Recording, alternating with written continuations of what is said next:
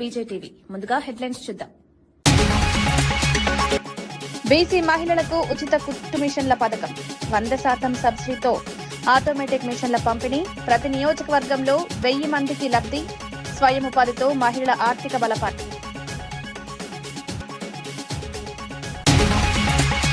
కవిత కొత్త పార్టీపై కాంగ్రెస్ ఎంపీ మల్లు రవి స్పందన. జైల్లో అనుభవాలే పార్టీ విడిపోవడానికి కారణం, సీఎంపై చేసిన వ్యాఖ్యలను ఖండించిన మల్లు రవి, తెలంగాణలో మంచి పాలన కొనసాగుతోందని ధీమా.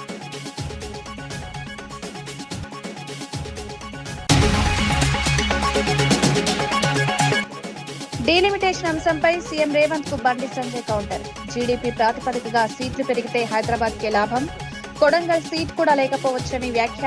కేంద్ర రాష్ట్రాల మధ్య డీలిమిటేషన్ వివాదం. బెంగాల్ టీఎంసీ పాలనపై మోదీ విమర్శలు.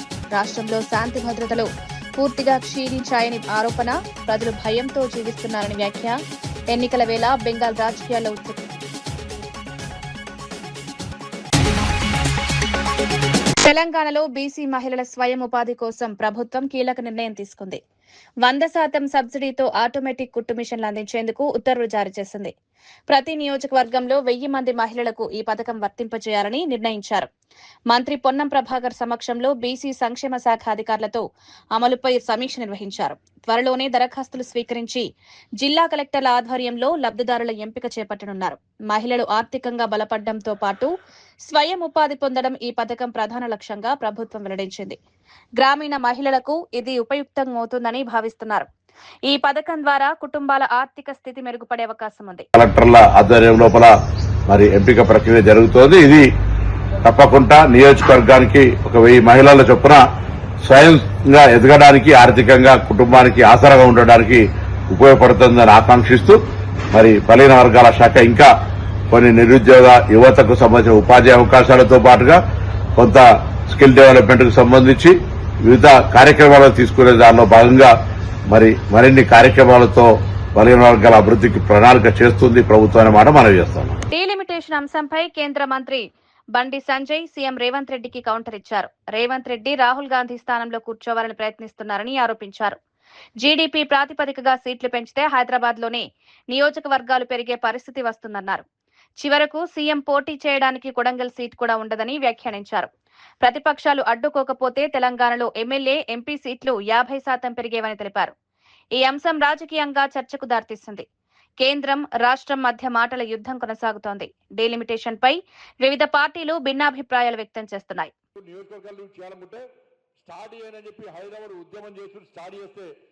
రేవంత్ రెడ్డి పోటీ చేసిన కొడంగల్ కూడా శాసనసభ నియోజకవర్గం ఉండదు. ఆయన కూడా పోటీ చేసే అవకాశం రాదు. కొడంగల్ నుంచి ఆదాయం ఏం లేదు, కొడంగల్ నుంచి రూపాయి ఆదాయం లేదు. మరి రేవంత్ రెడ్డి ఏడ పోటీ చేయాలి? ఇంకా కొమరం భీం, ములుగు లాంటి ప్రాంతాలు అడ్రస్ లేకుండా పోతాయి. ఇవాళ అభివృద్ధి చెందద్దా అవి? వాళ్ళు పోటీ చేయొద్దా? నియోజకవర్గం కావద్దా అవి? కాబట్టి ఒక మతిలేని ఆలోచనతో ఇవాళ ఏది పడితే అది మాట్లాడి ఇవాళ కేవలం మహిళా బిల్లును వ్యతిరేకించాలని చెప్పి ఒక కుట్రతోని ఇలా ఇండి అలయన్స్ ఏ విధంగా చేసిందో ఒక్కసారి. మాజీ మంత్రి పేర్ని నాని చంద్రబాబుపై తీవ్ర వ్యాఖ్యలు చేశారు. అవినీతి రహిత పాలనకు సింగపూర్ ఉదాహరణగా ఉండగా అక్కడికి వెళ్లిన ఒక మంత్రి అవినీతి నేర్చుకుని జైలుకు వెళ్లడని విమర్శించారు. ఇప్పుడు రాష్ట్ర మంత్రులు సింగపూర్ వెళ్లి ఏం నేర్చుకుంటారో అనుమానం వ్యక్తం చేశారు. ఈ పర్యటనలు ప్రజలకు ప్రయోజనం చేకూర్చేలా ఉండాలన్నారు. లేకపోతే సింగపూర్ కూడా చెడిపోకుండా ఉండాలని వ్యాఖ్యానించారు. ఈ వ్యాఖ్యలు రాజకీయంగా చర్చకు దారితీశాయి. ప్రభుత్వం పర్యటనలపై స్పష్టతనివ్వాలని ప్రతిపక్షం డిమాండ్ చేస్తోంది. ప్రజల డబ్బుతో జరిగే పర్యటనలు ప్రయోజనకరంగా ఉండాలని సూచించారు. ఇంకేమనంటే పల్లెటూళ్ళకి వేసే రోడ్లకి టోల్ గేట్ పెడతామని చంద్రబాబు నాయుడు గారు చెప్తారు. వీళ్ళ వల్ల సింగపూర్ లో పోలీసు వ్యవస్థ చెడిపోవటం, వీళ్ళ వల్ల వ్యవసాయం లేని చోట వ్యవసాయ శాఖ మంత్రి వెళ్ళి నేర్చుకొస్తాడు. అక్కడికి వెళ్ళి సింగపూర్ లో వ్యవసాయమే లేదు, వ్యవసాయం నేర్చుకొస్తారు. ఈయనకి అక్కడికి వెళ్ళి వచ్చాక వీళ్ళందరికీ మీడియా వాళ్ళందరూ కూర్చోబెట్టి ఏం నేర్చుకొచ్చావో చెప్పమంటే అసలు మామూలుగా డొక్క బయలుపోద్ది. వీళ్ళందరిది విమానం దిగంగానే మొత్తం విలేకరులు అందరూ కూర్చుని ఏం నేర్చుకొచ్చావో సార్ మాకు అప్పచెప్పంటే వీళ్ళంటే ట్రైనింగ్ ఫర్ ట్రైనీస్ అంట, ట్రైనర్స్ అంటే వీళ్ళంటే మళ్ళీ వచ్చి భారతదేశంలో ఆంధ్ర రాష్ట్రంలో ఉన్న అందరికీ ట్రైనింగ్ ఇస్తారంట అక్కడ నేర్చుకున్నాయి. హైదరాబాద్ ఓరల్ క్యాన్సర్ అవగాహన కోసం ప్రత్యేక రన్ కార్యక్రమం నిర్వహించారు. ఈ కార్యక్రమంలో మంత్రి శ్రీధర్ బాబు, బీజేపీ రాష్ట్ర అధ్యక్షుడు రామచంద్రరావు పాల్గొన్నారు. నషాముక్త తెలంగాణ లక్ష్యంగా ప్రభుత్వం చర్యలు తీసుకుంటోందని మంత్రి తెలిపారు. దేశంలో ప్రతి సంవత్సరం లక్షలాది మంది క్యాన్సర్ బారిన పడుతున్నారని రామచంద్రరావు పేర్కొన్నారు. అవగాహన కార్యక్రమాల ద్వారా ప్రజల్లో జాగృతి కల్పించాల్సిన అవసరం ఉందన్నారు. ఆరోగ్యంపై శ్రద్ధ పెంచాలని పిలుపునిచ్చారు. ఈ కార్యక్రమానికి ప్రజల నుంచి మంచి స్పందన లభించింది. ఆరోగ్యంపై అవగాహన పెంపొందించడం ముఖ్యమని వైద్య నిపుణులు సూచించారు. మన భారతదేశంలో క్యాన్సర్ ఒక రేట్స్ పెరుగుతూ ఉన్నాయి. క్యాన్సర్ అనేది రకరకాలైన క్యాన్సర్ పెరుగుతూ ఉన్నాయి కాబట్టి దీన్ని నివారించాలంటే మన అలవాట్లు కూడా మార్చుకోవాలి. ఆ అలవాట్లలో ముఖ్యంగా మనం హెల్తీ అలవాటు మిల్లెట్స్ అలవాటు చేసుకోవడం, మంచి ఫుడ్, ప్రోటీన్ ఫుడ్తో పాటు ఈ సిగరెట్, గుట్కా ఇవన్నీ బంద్ చేయాల్సిన అవసరం ఉన్నది. వీటిని బంద్ చేస్తేనే డెఫినెట్గా మనం మంచి ఆరోగ్యమైనటువంటిగా, ఏ దేశానికైనా ఆరోగ్యమైనటువంటి యువత ఉంటేనే ఆ దేశం ఒక బలంగా ఉంటుంది. ఆ దేశం ఒక యువత బలహీనపడితే దేశం కూడా బలహీనపడుతుంది. కవిత కొత్త పార్టీపై కాంగ్రెస్ ఎంపీ మల్లు రవి స్పందించారు. ప్రజాస్వామ్యంలో ఎవరైనా పార్టీలు ఏర్పాటు చేసుకోవచ్చన్నారు. లిక్కర్ స్కామ్ కేసులో జైలుకు వెళ్లిన సమయంలో బీఆర్ఎస్ పార్టీ తనను పట్టించుకోలేదని అసంతృప్తితో కవిత బయటకొచ్చారని వ్యాఖ్యానించారు. కుటుంబ రాజకీయాలపై ఆమె మాట్లాడిన విషయాల్లో తమకు అభ్యంతరం లేదన్నారు. కానీ కాంగ్రెస్ ప్రభుత్వం ముఖ్యమంత్రిపై చేసిన వ్యాఖ్యలను తీవ్రంగా ఖండించారు. తెలంగాణలో ప్రస్తుతం మంచి పాలన సాగుతోందని పేర్కొన్నారు. ఒక ఎమ్మెల్యేగా, ఒక స్వతంత్ర సంస్థకి మహిళా సంస్థకి అధ్యక్షురాలుగా అన్ని స్థాయిల్లో ముఖ్యమంత్రితోని మంత్రులతో కలిసి తిరిగారు. మీ ఇష్టం వచ్చినట్టు మీరు కేసీఆర్ని గురించి మాట్లాడితే అది మీ ఇష్టం. ఆయన మీ తండ్రి, మీరు కూతురు. తండ్రి అనేటటువంటి గౌరవం ఎంతవరకు ఇవ్వాలా, ఇవ్వకూడదు అనేది మీరు నిర్ణయించుకోవాలా, అది మీ ఇష్టం. ఇక సోదరుడు కేటీఆర్ గారు, మరి మీ రిలేషన్ హరీష్ రావు గారు, వారి మీద మీ ఇష్టం వచ్చినట్టు మాట్లాడచ్చు. అది బీఆర్ఎస్ పార్టీ కూడా మీరు మొన్నటి దాకా ఉన్నారు కాబట్టి మీరు ఏదైనా మాట్లాడరు. కానీ మీరు మీ కొత్త పార్టీ పెట్టిన సందర్భంగా కాంగ్రెస్ పార్టీ ప్రజలకు వ్యతిరేకంగా పనిచేస్తుందని, కర్కోటకుల్లాగా ముఖ్యమంత్రి పనిచేస్తుందని, హిట్లర్ లాగా పనిచేస్తుందని మీరు మాట్లాడిన దాన్ని మేము తీవ్రంగా ఖండిస్తున్నాం. తెలంగాణ ప్రదేశ్ కాంగ్రెస్ సేవాదళ ఆధ్వర్యంలో శిక్షణా శిబిరాల నిర్వహణకు ఏర్పాట్లు పూర్తయ్యాయి. ఈ నెల 27 నుంచి మే 2 వరకు హైదరాబాద్ ఎగ్జిబిషన్ గ్రౌండ్ లో 6 రోజుల పాటు సామర్థ్య క్యాంప్ నిర్వహించనున్నారు. టీపీసీసీ అధ్యక్షుడు మహేష్ కుమార్ గౌడ్ ఈ శిబిరాన్ని ప్రారంభించనున్నారు. కార్యకర్తలకు ఎలక్షన్ మేనేజ్మెంట్, ప్రభుత్వ పథకాలను ప్రజల్లోకి తీసుకువెళ్లడం, పార్టీ సిద్ధాంతాలపై ప్రత్యేక శిక్షణ ఇవ్వనున్నారు. ఈ కార్యక్రమంలో మంత్రులు, ఎంపీలు, ఎమ్మెల్యేలు పాల్గొని మార్గదర్శనం చేయనున్నారు. క్యాడర్ బలోపేతమే ఈ శిబిరం ప్రధాన లక్ష్యమని నాయకులు తెలిపారు. ఈ శిక్షణతో పార్టీ కార్యకర్తలు మరింత సమర్థవంతంగా పనిచేయాలని ఆశాభావం వ్యక్తం చేస్తున్నారు. బ్రిటిష్ వారికి వ్యతిరేకంగా ఆ రోజు మా దేశం మీద పడి మమ్మల్ని హింసిస్తురనే దాంతో ప్రజలందరినీ మమేకం చేసి ఒక టోపీ తార ధరించి, మరి మనకున్నటువంటి దాంట్లో ఖాదీ వస్త్రాలు ధరించి, మరి ఆ రోజు మరి పెద్ద ఎత్తున గాంధీ, నెహ్రూ, వల్లభాయ్ పటేల్, నారాయణరావు వాడికర్ అనేటువంటి చాలామంది పెద్దలు ఈ సేవాదళ ఆధ్వర్యంలో స్వతంత్ర పోరాటం చేసిన విషయాన్ని తెలియజేస్తూ, మరి ఆ రోజు స్వతంత్ర పోరాటం చేసిన తర్వాత, మరి దేశానికి స్వతంత్రం వచ్చిన తర్వాత నెహ్రూ గారు మొట్టమొదటి అధ్యక్షులు కావడం, మరి ఆ తర్వాత సేవాదళ్ కూడా ఒక ప్రముఖమైనటువంటి పాత్ర వహించి దేశవ్యాప్తంగా ప్రభుత్వాన్ని అటు ప్రైమ్ మినిస్టర్ నుంచి మొదలు పెడితే ఎంపీలు, ఎమ్మెల్యేల వరకు కూడా అంత సేవాదళ కార్యకర్తలే మరి ఉండేవారు. ఆ తర్వాత 2027 జనగణన స్వీయ నమోదు ప్రక్రియకు అధికారికంగా శ్రీకారం చుట్టారు. గవర్నర్ శివప్రతాప్ శుక్లా స్వయంగా ఆన్లైన్ నమోదు చేసి ఈ కార్యక్రమాన్ని ప్రారంభించారు. రాష్ట్ర ఏర్పాటు తర్వాత జరుగుతున్న తొలి జనగణన కావడంతో దీనికి ప్రత్యేక ప్రాధాన్యత ఉందన్నారు. ఖచ్చితమైన గణాంకాలు అభివృద్ధికి కీలకమని ఆయన పేర్కొన్నారు. ప్రజలు పెద్ద ఎత్తున పాల్గొని సరైన వివరాలు అందించాలని పిలుపునిచ్చారు. ఆధునిక సాంకేతికతతో ఈ ప్రక్రియ సులభతరమవుతుందని తెలిపారు. ప్రభుత్వ విధానాల రూపకల్పనలో ఈ డేటా ఉపయోగపడుతుందని చెప్పారు. ఈ కార్యక్రమం దేశవ్యాప్తంగా ప్రాధాన్యత సంతరించుకుంది. జనాభా గణాంకాల సేకరణలో ఇది కీలక దశగా భావిస్తున్నారు.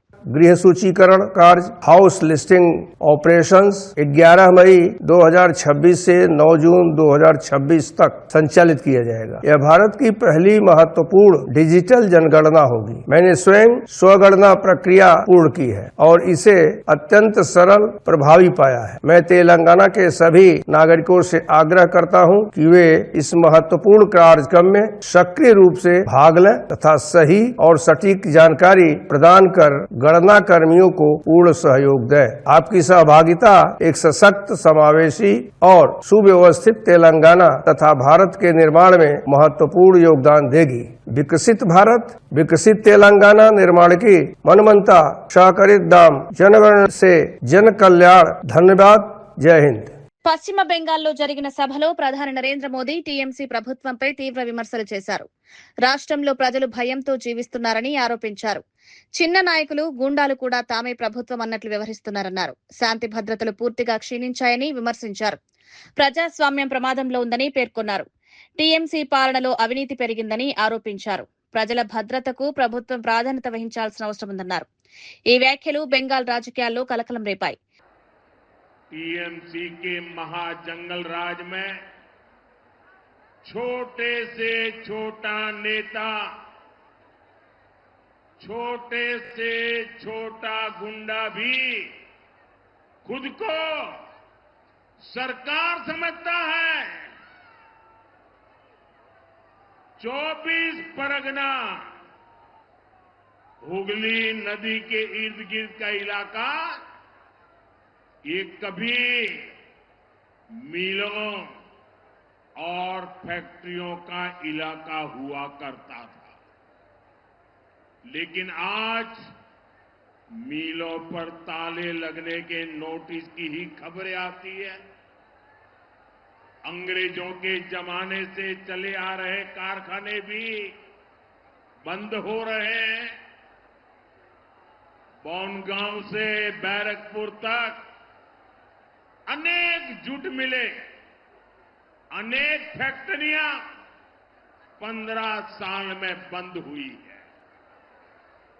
सिर्फ एक ही फैक्ट्री, एक ही दुकान फली फूली है और ये दुकान है सिंडिकेट की कटमनी और कमीशनखोरी। मिलों की जमीन पर कब्जे की, किसानों को बर्बाद और तबाह करने की, ऐसी सरकार को यहां से जाना ही होगा। వైట్ హౌస్ డిన్నర్ సమయంలో జరిగిన కాల్పుల ఘటనపై అధ్యక్షుడు డొనాల్డ్ ట్రంప్ వివరాలు వెల్లడించారు. ఆయుధాలతో వచ్చిన నిందితుడు ఒక భద్రతా అధికారిపై కాల్పులు జరిపాడన్నారు. అయితే బుల్లెట్ ప్రూఫ్ జాకెట్ కారణంగా అతను ప్రాణాపాయం నుంచి తప్పించుకున్నాడని చెప్పారు. భద్రతా వ్యవస్థ వెంటనే స్పందించి పరిస్థితిని అదుపులోకి తీసుకొచ్చిందన్నారు. ఈ ఘటనతో భద్రతా వ్యవస్థపై చర్చ మొదలైంది. ఇలాంటి సంఘటనలు పునరావృతం కాకుండా చర్యలు తీసుకుంటామన్నారు. భద్రతా ప్రమాణాలు మరింత కట్టుదిట్టం చేయాలని అధికారులకు ఆదేశాలిచ్చారు. Some very brave members of Secret Service, and they acted very quickly. The man has been captured. They're going to his apartment. I guess he lives in California, and he's a sick person, a very sick person. One officer was shot, but saved by the fact that he was wearing obviously a very good bulletproof vest. He was shot from very close distance with a very powerful gun. And the vest did the job. I just spoke to the officer, and he's doing great. He's great shape. No, I mean, he was a guy who looked pretty evil when he was down. You know, they had him down. He was fighting hard. He was in my opinion, a sick person. Who would do that but a sick person? But I think you're going to find everything about him. No reason to talk about it now. But tomorrow at this time, long before this time, you're going to know a lot of things about him. They seem to think he was a lone wolf, and I feel that too. We looked at all of the conditions that took place tonight, and I will say, you know, it's not a particularly secure building, and I didn't want to say this, but this is why we have to have all of the attributes of what we're planning at the White House. It's actually a larger room, and it's much more secure. It's drone-proof, it's bulletproof glass. We need the ballroom. That's why Secret Service, that's why the military are demanding it. They've wanted the ballroom for 150 years for lots of different reasons, but today's a little bit different because today we need levels of security that probably nobody's ever seen before. But in light of this evening's events, I ask that all Americans recommit with their hearts in resolving our difference peacefully. We have to resolve our differences. I will say, you had Republicans, Democrats, Independents, Conservatives, Liberal. Nalgonda Vasavi మాత జయంతి వేడుకలు ఘనంగా నిర్వహించారు. Beat market Ramakoti Stupa దేవాలయంలో జరిగిన ఈ కార్యక్రమంలో మంత్రి కోమటిరెడ్డి వెంకటరెడ్డి పాల్గొన్నారు. అమ్మవారిని దర్శించుకుని ప్రత్యేక పూజలు చేశారు. ఈ సందర్భంగా దేవాలయాల అభివృద్ధికి ప్రభుత్వం కట్టుబడి ఉందని తెలిపారు. పురాతన దేవాలయాలు, దర్గాలు, చర్చిల అభివృద్ధికి చర్యలు తీసుకుంటామన్నారు. బ్రహ్మంగారి గట్టుకు ఘాట్ రోడ్ పనులు త్వరలో పూర్తి చేస్తామని హామీ ఇచ్చారు. సంతోషి మాత గుడి పునర్నిర్మాణం చేపడతామని పేర్కొన్నారు. ఈ కార్యక్రమంలో భక్తులు పెద్ద ఎత్తున పాల్గొన్నారు. కారులో బైక్ పై దర్శనం చేసుకుంటారు. ఇక్కడ దర్గా ఉన్నది. దర్గాను లతితం దర్గా అంటే హిందువులు, ముస్లింలు అందరూ దర్శించుకుంటారు. దానికి 150 కోట్లతో 3 నెలల్లో 150 కోట్లు పెట్టి ఘాట్ రోడ్ ఇస్తున్నాం బైక్. ఎందుకంటే నల్గొండ టౌన్ అంటే మనం ఎప్పుడైనా సాయంత్రం పూట బయటకు వెళ్తే మనం ఉన్న పాత దేవాలయాలు ఓల్డ్ సిటీలో సంతోష్ మాత గుడిని కూడా ఈరోజు మొత్తం కూడా కాంపౌండ్ వాళ్ళతో సహా పూర్తిగా పునర్నిర్మాణం చేయాలని కొత్త కమిటీని కూడా మననే ఏర్పాటు చేసుకున్నాం. తప్పకుండా ఒకవైపు అభివృద్ధి కార్యక్రమాలు, మరోవైపు పేదవాళ్ళని చదివించే బొట్టుగూడు లాంటి హై స్కూల్ మీద చూసే ఉంటారు. ఎట్లగంటే గవర్నమెంట్ స్కూల్ కాదు, ప్రైవేట్ స్కూల్ కూడా హైదరాబాద్లో కూడా లేవు. అలాంటి కార్యక్రమాలు చేస్తూ దేవాలయాలు, చర్చిలు, మసీదులు కుల మతాలకు అతీతంగా అందరికీ అందుబాటులో పనిచేద్దామని ఈరోజు చాలా సంతోషం అనిపిస్తుంది నాకు. ఇక్కడ తిరుపతి జిల్లా వెంకటగిరిలో మహిళా సాధికారత దిశగా కీలక కార్యక్రమం జరిగింది.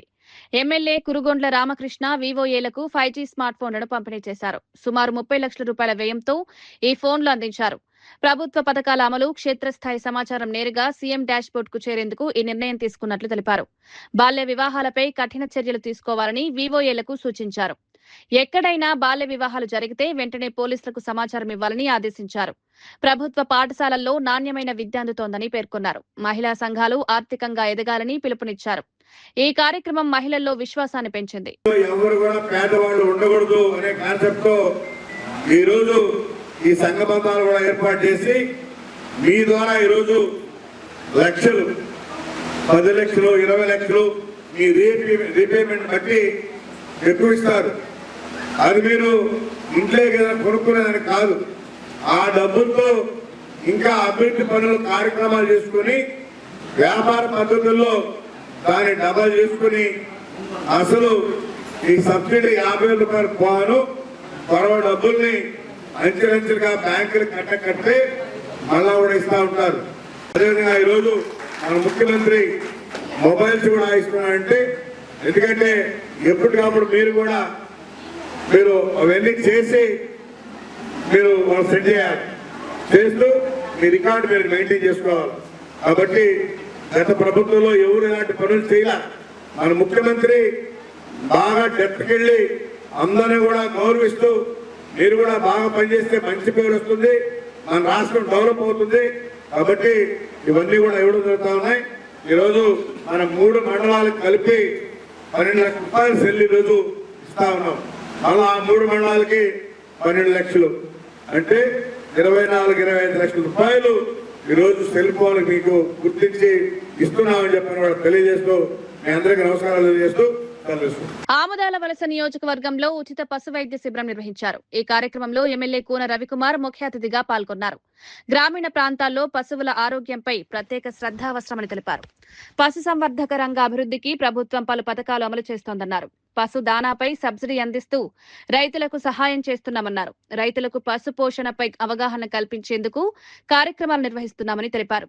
లింగ నిర్ధారణ సాంకేతికత ద్వారా అధికంగా ఆడదూడలు పుట్టేలా చర్యలు తీసుకుంటున్నామని వెల్లడించారు. పశువుల ఆరోగ్యం మెరుగుపడితే రైతుల ఆదాయం పెరుగుతుందన్నారు.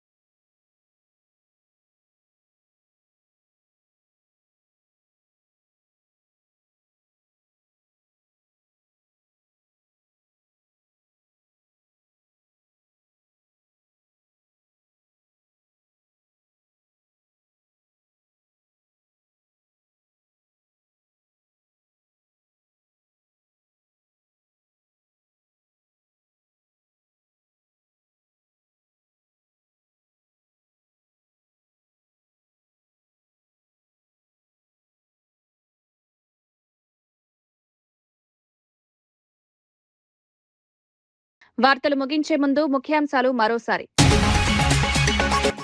బీసీ మహిళలకు ఉచిత కుట్టు మిషన్ల పథకం, 100% సబ్సిడీతో ఆటోమేటిక్ మిషన్ల పంపిణీ, ప్రతి నియోజకవర్గంలో 1000 మందికి లబ్ధి, స్వయం ఉపాధితో మహిళల ఆర్థిక బలపాటు.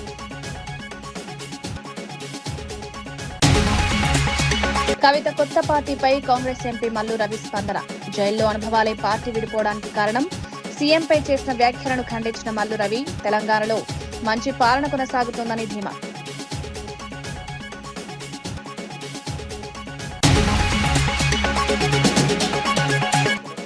డీలిమిటేషన్ అంశంపై సీఎం రేవంత్ కు బండి సంజయ్ కౌంటర్. జీడీపీ ప్రాతిపదికగా సీట్లు పెరిగితే హైదరాబాద్ కే లాభం, కొడంగల్ సీట్ కూడా లేకపోవచ్చని వ్యాఖ్య. కేంద్ర రాష్ట్రాల మధ్య డీలిమిటేషన్ వివాదం. బెంగాల్ టీఎంసీ పాలనపై మోదీ విమర్శలు. రాష్ట్రంలో శాంతి భద్రతలు పూర్తిగా క్షీణించాయని ఆరోపణ. ప్రజలు భయంతో జీవిస్తున్నారని వ్యాఖ్య. ఎన్నికల వేళ బెంగాల్ రాజకీయాల్లో ఉద్రిక్తత.